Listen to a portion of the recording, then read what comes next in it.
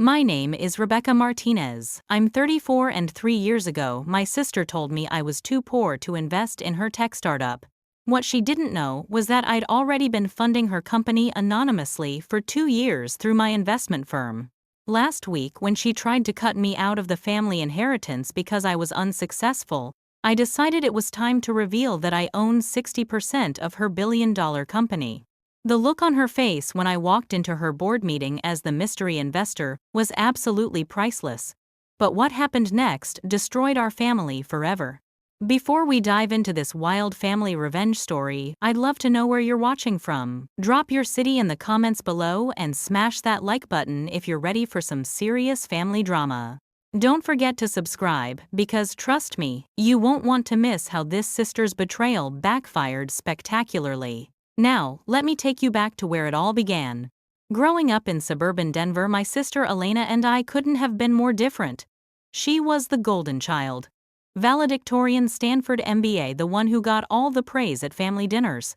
I was the creative one, which in my family was code for disappointing. While Elena pursued her corporate dreams, I quietly built my own path in venture capital, starting small but learning fast. The irony wasn't lost on me that while my parents bragged about Elena's achievements to anyone who'd listen, they rarely mentioned my work. Maybe it was because I didn't fit their image of success. I wasn't flashy, didn't drive expensive cars, and lived in a modest apartment. What they didn't know was that by age 30, I'd already made my first few million through strategic investments in early-stage startups. Elena had always treated me like the little sister who never quite measured up. During family gatherings, she'd make subtle digs about my unstable career choice, while positioning herself as the responsible one, with her corporate job at a Fortune 500 company. The condescension was constant, but subtle enough that calling it out would make me look petty. Everything changed when Elena announced she was leaving her corporate job to start a tech company focused on sustainable packaging solutions. The idea was brilliant. Biodegradable packaging that could compete with traditional plastics on both cost and performance. I was genuinely excited for her, and immediately saw the potential. That's when I made my first mistake. I offered to invest. "Thanks, but I need serious investors, not family charity," she laughed dismissively at Mom's birthday dinner. "No offense, Becca, but this isn't monopoly money we're talking about. We're looking at needing several million in seed funding." The comment stung, but what hurt more was how the rest of the family nodded in agreement. Dad actually chuckled and said, "Maybe once Elena's company goes public, you can buy a few shares." That night, I made a decision that would change everything. If Elena wanted serious investors, she'd get one. She just wouldn't know it was me. Through my investment firm Martinez Capital, which I deliberately named to avoid any connection to our family name, I began researching Elena's startup EcoWrap Solutions.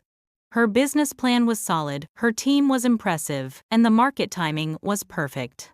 This wasn't going to be family charity, this was going to be the investment opportunity of a lifetime. Within a month, I'd structured a complex investment through 3 different shell companies and offshore entities. Elena would get her serious money, and I'd get the satisfaction of proving her wrong even if she never knew it. The plan was to eventually reveal my involvement once the company was successful, imagining the shock and gratitude on her face. I was so naive. The initial investment of $2 million came through as Martinez Capital's first major deal with EcoWrap Solutions. I watched from the shadows as Elena celebrated landing such a prestigious investor, bragging to our parents about how she'd impressed high-level venture capitalists who understood her vision. Over the following months, Elena's company grew rapidly, and so did my involvement. Every funding round, every strategic decision, every major milestone, I was there, hidden behind legal entities and investment structures. By the end of the first year, I'd invested nearly $15 million and owned 35% of the company. The secrecy was intoxicating at first. I felt like I was playing a long game that would eventually vindicate everything Elena had dismissed about me. But as months turned into years, the dynamic became more complex and painful. Elena's success was genuine. She was a brilliant CEO who grew the company from a startup to a major player in sustainable packaging. But every time she dismissed my career at family gatherings, every time she suggested I was wasting my potential, every time she acted like the only successful sibling, I was secretly funding her achievements. The breaking point came during our cousin Maria's wedding 2 years later. Elena was regaling the table with stories about EcoWrap's latest expansion, how they'd just signed deals with 3 Fortune 500 companies, how her mystery investor was so impressed with her leadership that they'd increased their stake to nearly $50 million. It's amazing what you can accomplish when you have real business acumen, she said, glancing meaningfully at me. Some people are just natural entrepreneurs. That's when Uncle Roberto asked what I was up to these days. Oh, Becca's still doing her little investment thing, Elena answered before I could speak. It's cute, but it's not really serious business, you know. She doesn't have the capital or connections for major deals.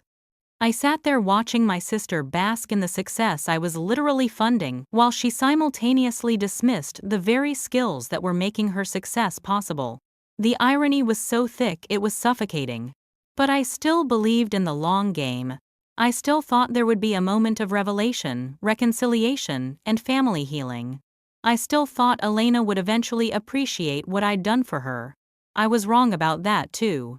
By year 3, EcoWrap Solutions had become a legitimate unicorn startup, valued at over $800 million. My total investment had grown to $78 million across multiple funding rounds, giving me a 60% controlling stake in the company. Elena had no idea that her biggest supporter was sitting across from her at every family dinner, listening to her complain about difficult investors and people who don't understand the vision.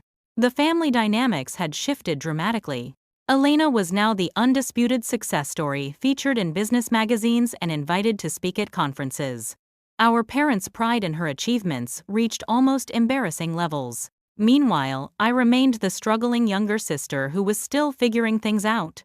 What made it worse was watching Elena's personality change with her success. The subtle condescension became outright arrogance. She started making comments about people who never took real risks, and the difference between dreamers and doers. Every family gathering became an exercise in biting my tongue while she unknowingly insulted the person funding her empire. The situation reached a new level of absurdity when Elena started dating Marcus Thompson, a tech journalist who'd written several glowing profiles about her company. During one particularly painful family barbecue, Marcus cornered me with unsolicited career advice. "You know, Rebecca, Elena mentioned you're in investments," he said, with the tone of someone explaining algebra to a child.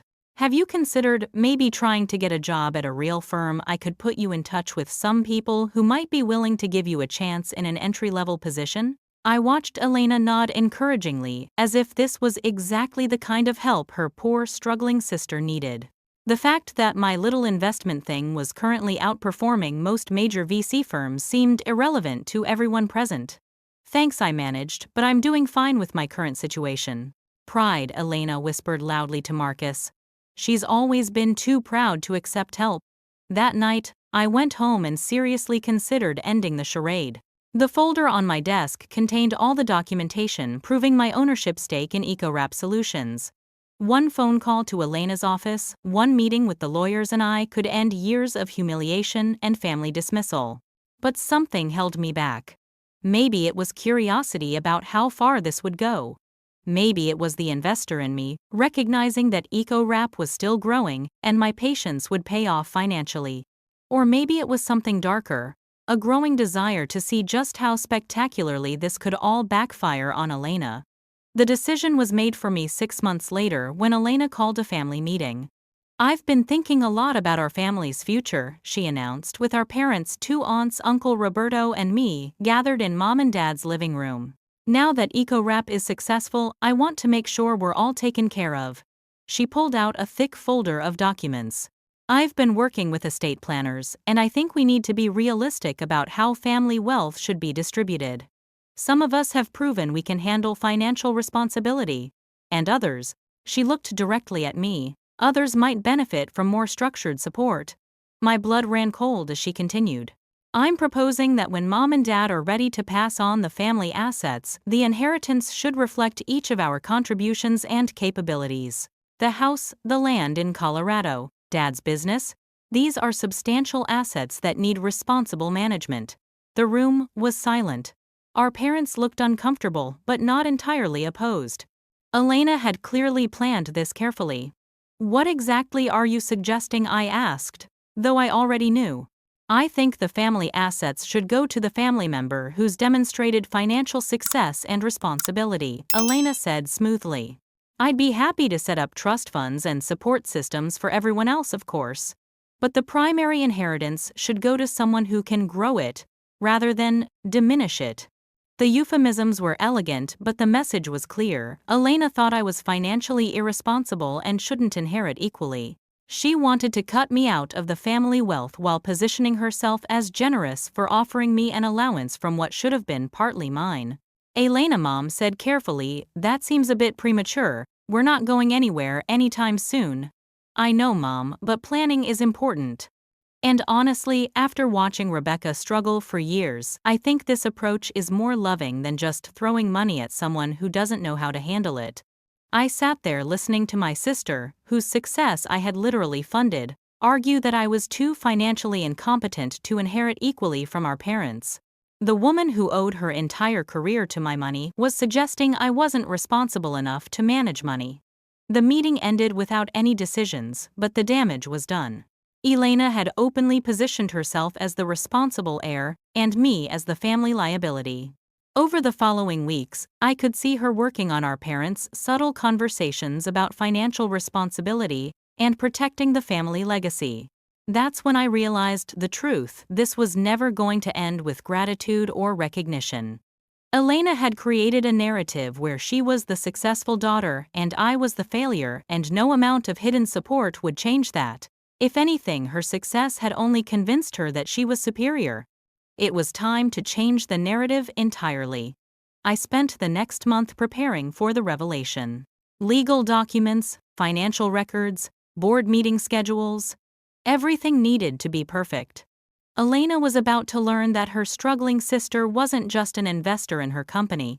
I was the majority owner who could fire her at any time. But I wanted the lesson to be memorable. If Elena thought she could rewrite family history and steal my inheritance because I was unsuccessful, she was about to discover just how successful I really was. The opportunity came when Elena announced EcoWrap's Series D funding round, which would value the company at over $1.2 billion. She'd been bragging for weeks about the mystery investor, who was contributing another $16 million, bringing the total anonymous investment to $94 million. "It's incredible," she told our parents over dinner. "This investor has been with us from almost the beginning, but they're so high-level and exclusive that they operate entirely through intermediaries. I've never even met them personally." I smiled and nodded, playing the role of the impressed younger sister one last time. "That must make you feel really validated," I said. "Having someone believe in you that much." "It does," Elena agreed. "It proves that when you have a real vision and the skills to execute it, serious money recognizes that. Some people are just naturally attractive to major investors." The irony was so perfect, it almost hurt. "When do you think you'll finally meet this mysterious investor?" I asked innocently. "Actually, next week. They're finally going to attend a board meeting in person. I'm so nervous but excited. This could change everything for EcoWrap's future." Elena had no idea how right she was about that. The week leading up to the board meeting was surreal. Elena spent every family interaction talking about her upcoming meeting with the mystery investor, speculating about who they might be and what additional opportunities this could create for EcoWrap. Meanwhile, I was coordinating with my legal team and preparing for what would either be the most satisfying moment of my life or the complete destruction of my family relationships. The anticipation was killing me, but I had to be strategic about the timing. This wasn't just about revealing my identity. It was about doing it in a way that would completely shift the power dynamic that Elena had spent years establishing. She'd built her entire sense of superiority on the belief that she was the successful sister and I was the failure. In a few days, that illusion would be shattered so completely that she'd never recover from it. I chose my outfit carefully for the board meeting. A sharp Armani suit that I'd bought but never worn around family, knowing it would raise questions about my supposed financial struggles. My hair was pulled back in a severe bun and I carried the leather briefcase that had been gathering dust in my closet because it seemed too fancy for someone in my supposed position. The EcoWrap offices were in a gleaming downtown Denver high-rise, all glass and steel and modern furniture, that screamed successful startup. I'd been here before, of course, but always as Rebecca Martinez, the family member, never as the power player I actually was. Today I wasn't Elena's struggling sister. I was the majority shareholder walking into my own company. Elena was in the lobby when I arrived, pacing nervously in her best power dress, clutching a presentation folder and checking her phone obsessively. She looked up when the elevator doors opened, and her face went through a series of expressions: surprise, confusion, and then patronizing concern. "Becca, what are you doing here?" "I'm here for the board meeting," I said, simply walking past her toward the elevator. "What? No, you can't just. This is a private business meeting. You can't just walk into my company." The phrase "my company" hung in the air like a challenge. I turned back to her, and for the first time in years, I didn't hide behind the facade of the struggling younger sister. "Actually, Elena, I think you'll find I have every right to be here." The elevator ride to the executive floor was silent. Elena kept shooting confused glances at me, clearly trying to process why her unsuccessful sister was dressed like a CEO and walking into her board meeting like she owned the place, which of course I did. The conference room was already filled with EcoWrap's board members, successful executives and investors who'd been working with the company for years. As we entered, the conversation stopped, and every head turned toward us. "Ladies and gentlemen," announced James Morrison, EcoWrap's lead legal counsel, "I'd like you to meet Rebecca Martinez, the founding partner of Martinez Capital and EcoWrap Solutions' primary investor." The room erupted in polite applause, and welcomes board members rising to shake my hand and express their excitement at finally meeting me. Through it all, Elena stood frozen by the door, her presentation folder clutched so tightly her knuckles were white. I took my seat at the head of the table, the chair that had been specifically reserved for the mystery investor, and watched Elena's world collapse in real time. The math was hitting her. Martinez Capital, the sister she'd dismissed as financially irresponsible, the $94 million investment that had made her success possible. "Elena," I said gently, "please take your seat. We have a lot to discuss." She stumbled to her chair like a sleepwalker, still staring at me, as if I'd grown a second head. The other board members were all business diving into quarterly reports and growth projections, but I could see Elena wasn't processing any of it. She kept looking from me to the presentation materials that clearly identified Martinez Capital as the majority shareholder.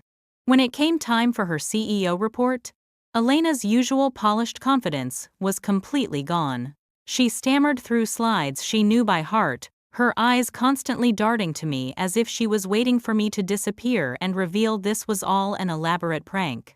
After the formal presentations, James Morrison addressed the elephant in the room.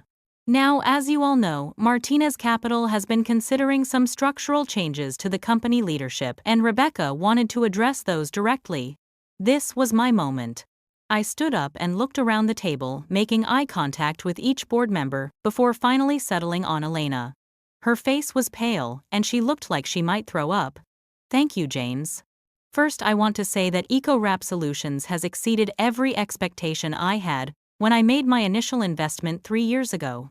The growth, the market penetration, the innovation. It's been remarkable to watch." I paused, letting the weight of 3 years ago sink in. Elena's eyes widened as she did the math, realizing I'd been involved since almost the very beginning. However, I continued, "Recent market analysis suggests that EcoWrap would benefit from some fresh perspectives in senior leadership. The sustainable packaging industry is evolving rapidly, and we need to ensure our executive team is positioned for the challenges ahead." Elena found her voice. What are you saying?" "I'm saying that effective immediately, EcoWrap Solutions will be restructuring its executive team. We'll be bringing in a new CEO with extensive experience in scaling billion-dollar companies through IPO processes." The room was dead silent. Elena looked like she'd been physically slapped. "You can't. I built this company. I created everything we have here." "You built it beautifully," I agreed. and my investment made that possible. But building a company and scaling it to the next level require different skill sets. You'll remain on the board, of course, and your equity stake ensures you'll benefit financially from all future growth. It was professional, clinical, and absolutely devastating. In one carefully worded speech, I'd revealed that I was the power behind her success, and simultaneously stripped her of the position that had defined her identity for the past 3 years. Elena stood up abruptly, knocking over her water glass. "This is insane. You're my sister. You told me you couldn't afford to invest. You've been lying to me for 3 years. Actually," I said calmly, "you told me I couldn't afford to invest. I just chose not to correct your assumption." She stared at me, the full implications hitting her like a freight train. Every dismissive comment, every condescending family gathering, every time she'd positioned herself as the successful sister while I funded her achievements. It was all crashing down at once. "The transition will be handled smoothly," I continued, addressing the room but keeping my eyes on Elena. "Our new CEO starts Monday, and Elena will have a month to complete the handover of her responsibilities." Elena grabbed her things and stormed toward the door but stopped and turned back to me. "This isn't over," she said, her voice shaking with rage and humiliation. "Actually," I replied, "I think you'll find it is." After she left the board, meeting continued for another hour, covering the practical aspects of the leadership transition. But my mind was already racing ahead to what would happen next. Elena would go home to our parents, try to explain what had happened, and slowly realize that everything she'd believed about our relative success was not just wrong but backwards.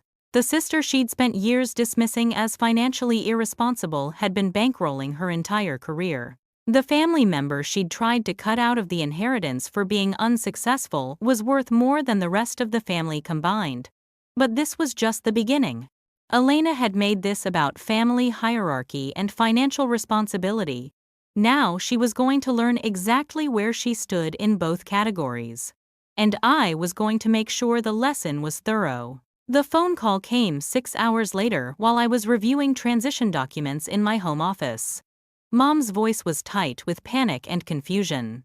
"Rebecca, honey," Elena came home crying and saying the most bizarre things about your job and her company. "She's not making any sense. Can you please come over and help us understand what's happening?" I drove to my parents' house with a mixture of anticipation and dread. Part of me was savoring the thought of Elena trying to explain how her unsuccessful sister had just fired her from her own company. But another part of me knew I was about to blow up more than just Elena's arrogance. I was about to shatter my parents' understanding of both their daughters. The scene I walked into was exactly what I'd expected. Elena was in the living room, red-eyed and furious, surrounded by scattered tissues and our very confused parents. Uncle Roberto was there too, along with Aunt Carmen, apparently summoned for family crisis management. "She's here," Elena announced when I walked in, pointing at me like I was a criminal. "Ask her to explain what she did to me today." All eyes turned to me, and I could see the familiar family dynamic starting to form. Elena as the victim. Me as the problematic younger sister who'd somehow caused trouble for the golden child. Even in crisis, the family instinctively rallied around Elena and looked at me with suspicion. "Rebecca," Dad said carefully, "Elena is very upset. She's saying some things about investments and her company that we don't understand. Can you help us make sense of this?" I looked around the room at my family. People who'd spent years treating me like I was barely scraping by while celebrating Elena's achievements that I'd secretly funded. The moment felt surreal, like I was about to reveal that everything they believed about reality was wrong. "Sure, Dad. What would you like to know?" Elena jumped up. "Tell them how you've been lying to us for 3 years. Tell them how you somehow bought my company without anyone knowing I didn't buy your company, Elena," I said calmly. "I funded it from the beginning." "There's a difference." The room went silent. Mom and Dad exchanged glances, and I could see them trying to process what that meant. "What do you mean funded it?" Mom asked. "I mean that when Elena needed investors for eco-wrap solutions, I provided the money. All of it. $94 million over 3 years, giving me majority ownership of the company." Uncle Roberto laughed. "Come on, Becca. $94 million. You're in your 30s. "Yes, I am." And I've been running a successful venture capital firm for the past 6 years. Martinez Capital has a portfolio worth over $300 million. The silence stretched longer this time. I could see my parents' minds working, trying to reconcile the daughter they thought was struggling financially with the numbers I'd just shared. Elena's voice was bitter. She's been spying on me, funding my company in secret and pretending to be some mysterious investor. It's sick. I wasn't spying, I corrected. I was investing in a promising startup that happened to be run by my sister. When you told me I couldn't afford to participate, I found another way. But why didn't you tell us? Dad asked, and I could hear the hurt in his voice. If you were doing so well, why let us think you were struggling? This was the question I'd been dreading and anticipating for years. The honest answer was complicated and painful for everyone involved. Because you never asked, I said simply. For 6 years, every family gathering has been about Elena's achievements, and my apparent lack thereof. No one was curious about the details of my work, or interested in hearing about my successes. When Elena dismissed my offer to invest, all of you agreed that I wasn't serious enough for real business. The accusation hung in the air. I could see my parents remembering those conversations, those moments when they'd chuckled at Elena's comments about my little investment thing. Aunt Carmen spoke up. But Rebecca, if you were successful, why didn't you correct us? Would you have believed me, I asked? Or would you have assumed I was exaggerating or trying to compete with Elena? The uncomfortable truth was that everyone in that room knew the answer. The family narrative had been set. Elena was the success story. Rebecca was still figuring things out.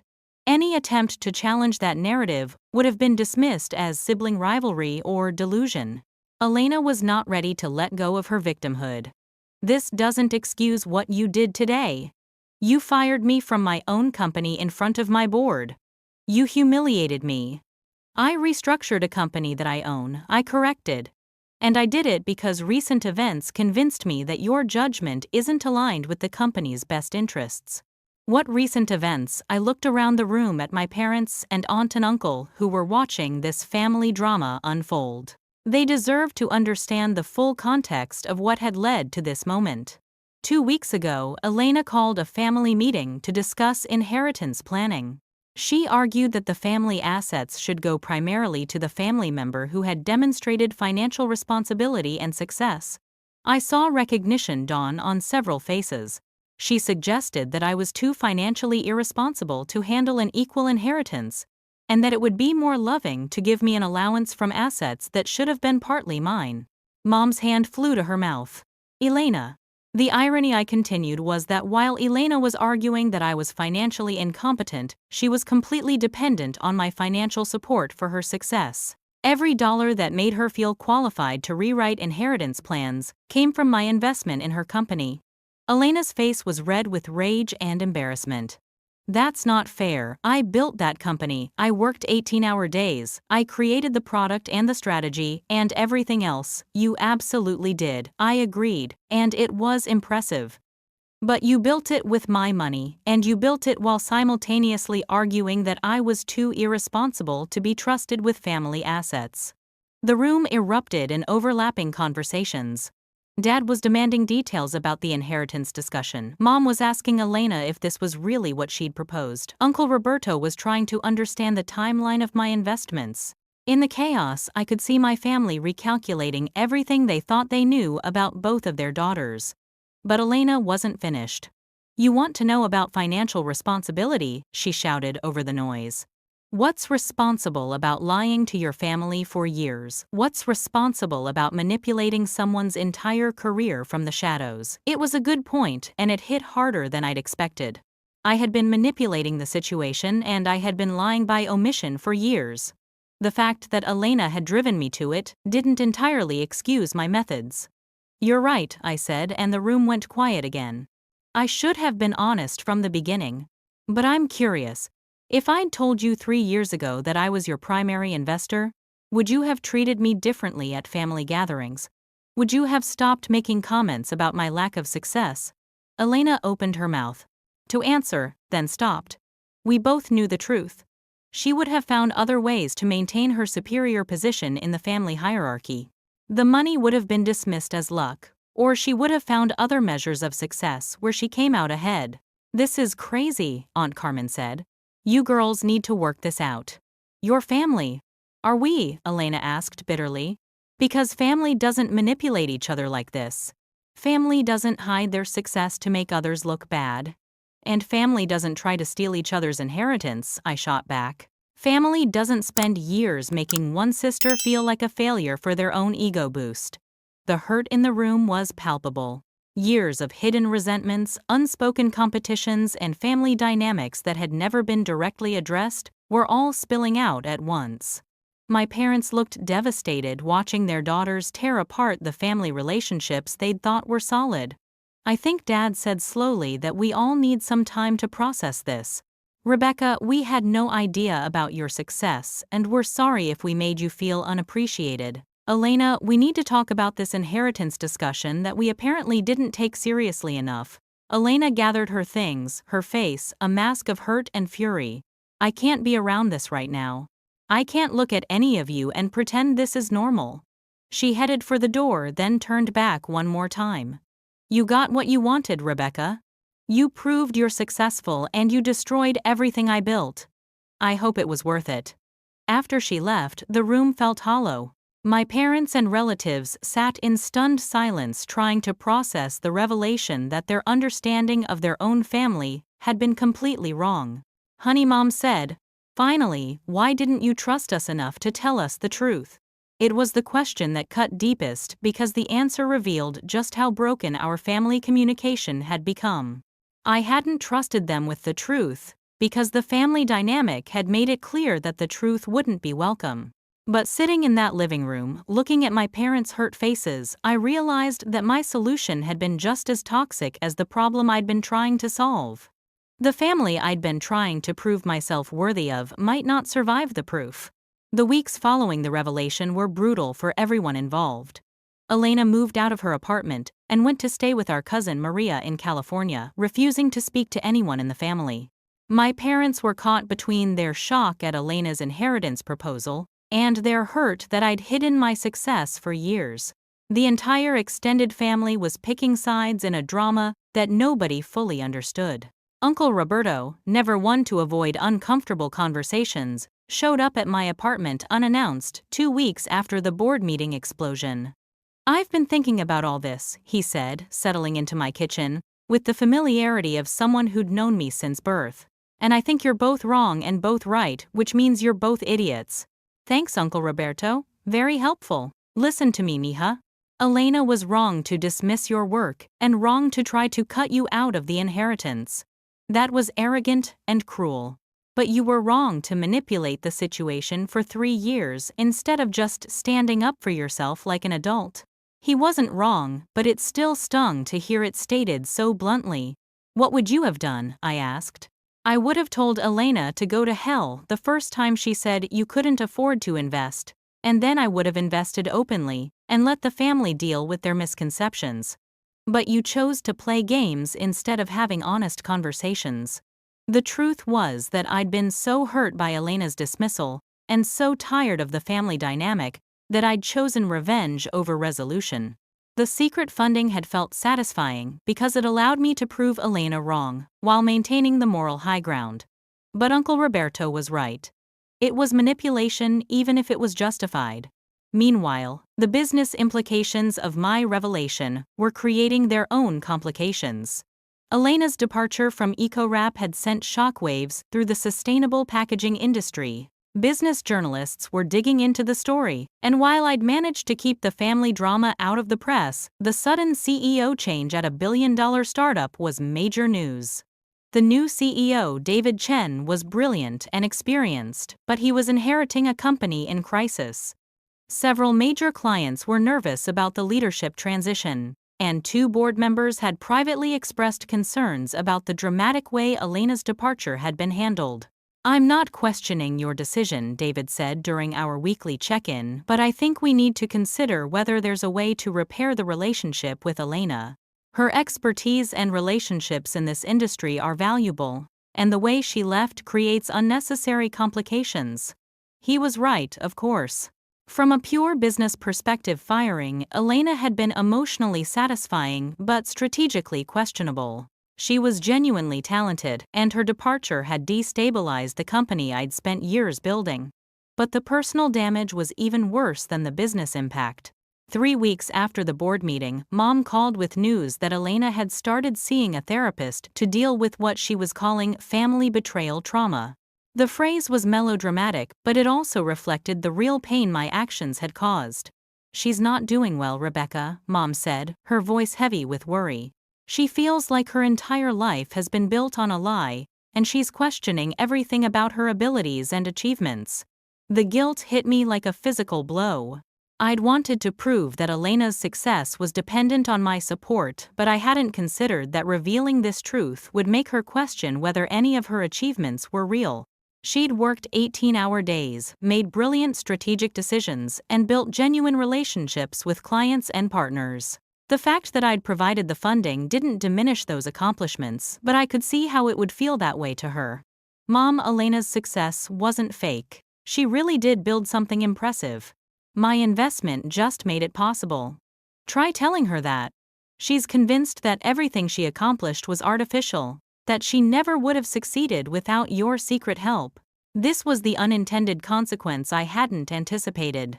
I'd wanted to humble Elena's arrogance, not destroy her confidence entirely.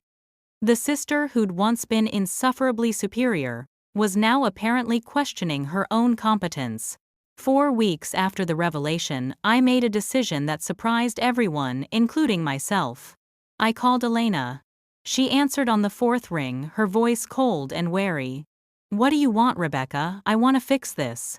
"Fix what?" "The fact that my entire career is built on charity from my sister who let me humiliate myself for years. Or fix the fact that I found out my family thinks I'm an arrogant bitch who doesn't deserve an equal inheritance."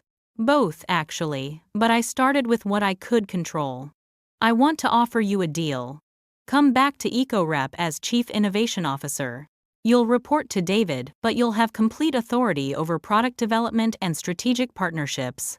Your salary will be $400,000 plus equity that vests over 4 years. The silence stretched long enough that I thought she might have hung up. "Why would you do that?" "Because, despite everything that's happened between us, you're genuinely brilliant at what you do. EcoRap needs your expertise, and, frankly, the company has suffered since you left." "And what about the personal stuff? What about the years of lies and the board meeting humiliation?" This was the harder conversation, the one that required admitting my own mistakes. "You were wrong to dismiss my capabilities, and wrong to try to manipulate the inheritance situation. But I was wrong to handle it the way I did. I should have confronted you directly, instead of orchestrating a 3-year manipulation that ended in public humiliation." Another long pause. "I can't just come back and pretend none of this happened, Rebecca. The trust is broken. The family relationships are broken. I don't know how to fix that. Maybe we start by both admitting that we've been competing, instead of supporting each other. Maybe we start by acknowledging that we both contributed to a family dynamic that was toxic for everyone involved." Elena's voice was softer when she finally responded. "I need time to think about the job offer. And I need time to process everything else. But Rebecca, yeah, for what it's worth, I'm sorry about the inheritance thing. That was cruel, and it came from a place of insecurity that I didn't want to admit. You deserved better from me." It was the first genuine apology either of us had offered since this whole situation exploded, and it felt like a tiny step towards something that might eventually resemble reconciliation. "I'm sorry too," I said. "For the manipulation, for the secrecy, and for letting my hurt feelings drive me to hurt you back." We were both quiet for a moment, and I could feel the weight of 3 years of hidden resentments and family dysfunction hanging between us. "This is going to take a long time to fix," Elena said finally. "I know. But maybe we can start by being honest about who we really are, instead of who we've been pretending to be." After we hung up, I sat in my apartment thinking about Uncle Roberto's words about being both right and wrong.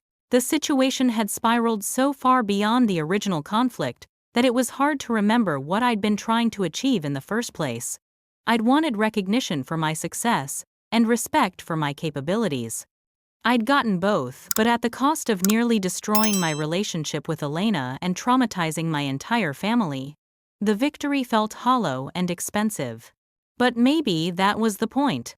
Maybe the lesson wasn't about winning or losing, but about the cost of choosing revenge over honest communication. Maybe the real family karma wasn't Elena's humiliation at the board meeting, but both of us having to confront the ways we'd damaged each other and ourselves. 2 days later, Elena called back to accept the job offer. It wasn't forgiveness, and it wasn't a return to the way things used to be. But it was a first step towards something new, something that might be healthier than the family dynamic we'd both participated in creating. The sister who'd once dismissed me as financially irresponsible was coming back to work for the company I owned. But this time we'd both know exactly where we stood. Elena returned to EcoWrap 6 weeks later, and the transformation was immediately apparent to everyone who knew our family. The arrogant superiority was gone, replaced by a focused professionalism that was actually more impressive than her previous confidence had been. She worked collaboratively with David Chen, contributed brilliant innovations to our product line, and slowly rebuilt the relationships that had been damaged by her dramatic departure. But the real change was in our family dynamic. The secret that had poisoned our relationship for 3 years was finally out in the open, forcing all of us to confront the assumptions and competitions that had been destroying us from the inside. 6 months after the board meeting revelation, we held our first family dinner where both Elena and I were present. The conversation was careful at first, everyone walking on eggshells around the topics that had caused so much pain. But gradually, something new emerged. Honesty. "I've been thinking about the inheritance discussion," Elena said during dessert, looking directly at our parents. "And I realize I was trying to solve a problem that didn't actually exist. I was so insecure about my own success that I needed to diminish Rebecca's capabilities to feel secure about mine." It was a remarkable admission from someone who'd spent years positioning herself as the family success story. "And I was so hurt by being dismissed that I chose manipulation over honest communication," I added. "Instead of defending my achievements, I let the family dynamic convince me that secrecy was safer than vulnerability." Mom and Dad exchanged glances, and I could see them processing how their own behavior had contributed to the toxic competition between their daughters. "We failed you both," Dad said quietly. "We got so caught up in celebrating Elena's visible success that we didn't pay attention to Rebecca's achievements. And we didn't notice that our favoritism was creating a competition instead of encouraging you to support each other." The conversation that followed was painful and healing at the same time. Years of unspoken resentments, unacknowledged favoritism, and family patterns that had seemed normal were finally being examined and discussed openly. Elena's return to EcoWrap had practical benefits too. Her innovations in biodegradable packaging technology led to 3 major patents and partnerships with companies like Amazon and Target. Under David Chen's leadership and with Elena's creative input, the company's valuation grew to $1.8 billion within 8 months. The media attention around EcoWrap's growth inevitably led to speculation about the company's mysterious early investor. When Forbes finally published a profile identifying me as the founder of Martinez Capital, the article focused on my investment strategy and success rather than the family drama that had preceded the revelation. Elena was quoted extensively praising my visionary early support and describing our working relationship as uniquely effective. Reading the article, you'd never guess that 9 months earlier she'd tried to cut me out of the family inheritance for being financially irresponsible. But perhaps the most satisfying moment came during our annual family Christmas gathering. Uncle Roberto, who'd been instrumental in forcing our family to confront its dysfunction, raised his glass for a toast. "To Elena and Rebecca," he said, "who managed to teach all of us that family success isn't a competition where someone has to lose. It's a collaboration where everyone can win." Elena and I looked at each other across the table, and for the first time in years I saw genuine pride in her eyes. Not the defensive superiority that had characterized our relationship for so long, but authentic appreciation for what we'd both accomplished. "2 second chances," Elena said, raising her glass to meet mine. "And honest conversations," I added. The karma in this story wasn't the dramatic board meeting confrontation or Elena's humiliation when she discovered I owned her company. The real justice was subtler and more lasting. It was both of us learning that family relationships built on competition and secrets will eventually destroy everyone involved. Elena learned that dismissing someone's capabilities doesn't make you more capable, and that trying to steal inheritance from a family member you've underestimated can backfire spectacularly. But I learned that proving someone wrong through manipulation rather than honest communication creates more problems than it solves. The sister who once told me I couldn't afford to invest in her startup now works for the company I own. But more importantly, we both work toward goals that benefit the family rather than diminish each other. The inheritance that Elena tried to manipulate will eventually be distributed equally as it should have been all along. And the family dynamic that once thrived on competition and favoritism has been replaced by something healthier and more sustainable. EcoWrap Solutions went public 18 months later, making Elena's equity stake worth over $200 million, and my investment worth nearly $2 billion. The IPO success was covered extensively in business media, with particular attention paid to the collaborative leadership model that had emerged after the company's dramatic restructuring. At the IPO celebration, Elena pulled me aside for a conversation that felt like the final resolution to our 3-year family drama. "I never thanked you properly," she said, "for believing in the company even when you had every reason to be angry with me." "I never thanked you," I replied, "for building something worth believing in." It wasn't a complete erasure of the pain we'd caused each other, but it was acknowledgement that we'd both grown beyond the people we'd been when this all started. The woman who'd once tried to cut me out of my inheritance because I was unsuccessful had learned to appreciate the sister who'd been secretly ensuring her success all along. And I'd learned that the most satisfying revenge is helping someone become worthy of the success you've enabled them to achieve. Sometimes the best family karma isn't about punishment, it's about transformation. Now I want to hear from you. Have you ever been underestimated by family members who didn't understand your true capabilities? Or maybe you've been in Elena's position making assumptions about a sibling's success that turned out to be completely wrong. Drop your stories in the comments below. I love reading about how family dynamics can surprise us all. If this story resonated with you, please give it a thumbs up and hit that subscribe button. Family revenge stories like this one show us that sometimes the most powerful justice comes not from destroying someone, but from helping them grow into a better version of themselves. Share this video with anyone who's ever felt underestimated by their own family. Sometimes we all need a reminder that success can come in forms we don't expect. Thank you for watching, and remember, family relationships are complicated, but they're also worth the effort it takes to make them healthy. The most satisfying victories are the ones where everyone wins in the end.